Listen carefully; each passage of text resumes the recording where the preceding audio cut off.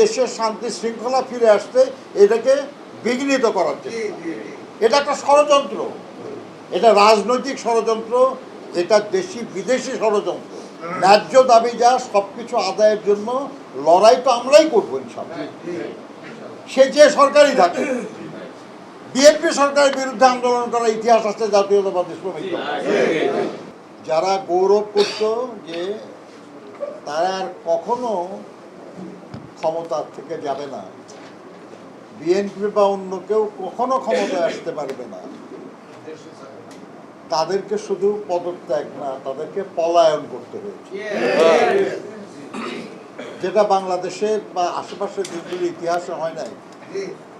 পলায়ন করা, পালিয়ে যাওয়া অদ্ভুত ব্যাপার। যেটা সেটা হলো যে সব কিছুকে তারা এমনভাবেই দলীয়করণ করেছিল যে শুধু সরকারের যিনি প্রধান ছিলেন উনি পলায়ন করেন নাই, বিভিন্ন প্রতিষ্ঠানের ওই দলবাজ লোকরা সবাই পলায়ন করেছে। এমনকি বয়তুল মুকাররমের খতিবও পলায়ন করেছে।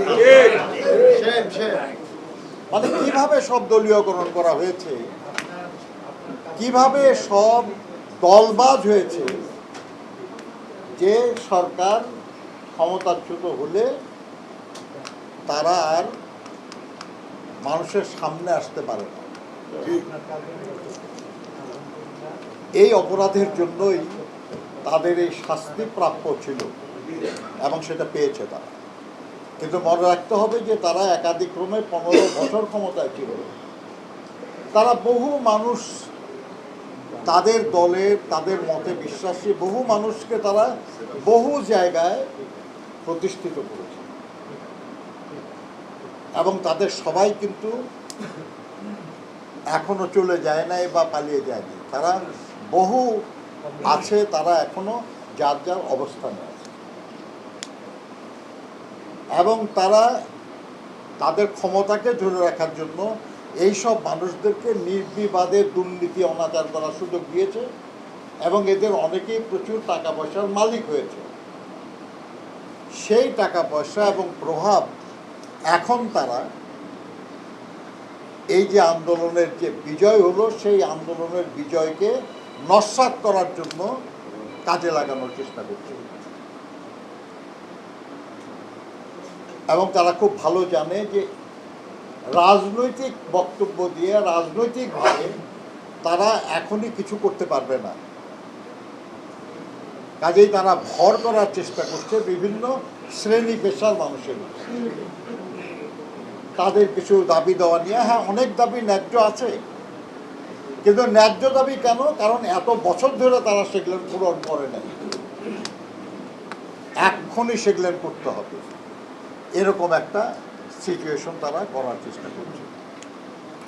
বন্ধুগণ, একটু আগে খেয়াল করছেন যে আমি একজনের সঙ্গে কথা বলছিলাম, যে সরকারের একজন উপদেষ্টা উনি অনুরোধ করতেছিলেন যে বিভিন্ন জায়গায় যে যেসব আন্দোলন হচ্ছে এগুলো একটু ম্যানেজ করার চেষ্টা। আমি বলেছিলাম তাকে যে আমি অন্য সব দাবি সমাধানের জন্য সময় নিতে পারবো তাদের কাছ থেকে, কিন্তু যাদের বেতন পায় না একটা শ্রমিক সারা মাস কাজ করে মাস শেষে বেতন পায়, তা দিয়ে তার সংসার চলে। সে বেতন যদি সে না পায় তাহলে আমি তাকে কি বলে ঠান্ডা করি, থামাবো কি করে?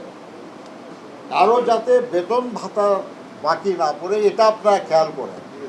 আর অন্য যে বিষয়গুলি আছে ওগুলো নিয়ে আমরা অনুরোধ করবো, কিছু সময় যদি দরকার হয় আমরা নিতে হবে তো সময়, নাকি সবই এখনই সমাধান করা যাবে? ন্যায্য দাবি যা সবকিছু আদায়ের জন্য লড়াই তো আমরাই করবো ইনশাআল্লাহ, সে যে সরকারই থাকে। বিএনপি সরকারের বিরুদ্ধে আন্দোলন করার ইতিহাস আছে জাতীয়তাবাদী শ্রমিক দল। কাজে আজকে যে সরকার আছে তার সঙ্গেও আমরা লড়াই করবো। এরপরে ইনশাআল্লাহ বিএনপি আসলেও দরকার হলে বিএনপি সরকারের বিরুদ্ধে আন্দোলন করবো, দাবি আদায় হবে। কিন্তু এই মুহূর্তে যে চেষ্টা, এটা দাবি আদায়ের চেষ্টা না, এটা হলো যে বিজয়, এই বিজয়কে নস্যাৎ করার চেষ্টা। এই যে দেশের শান্তি শৃঙ্খলা ফিরে আসতে এটাকে বিঘ্নিত করার চেষ্টা। এটা একটা ষড়যন্ত্র, এটা রাজনৈতিক ষড়যন্ত্র, এটা দেশি বিদেশি ষড়যন্ত্র। এটাকে প্রতিরোধ করতে হবে।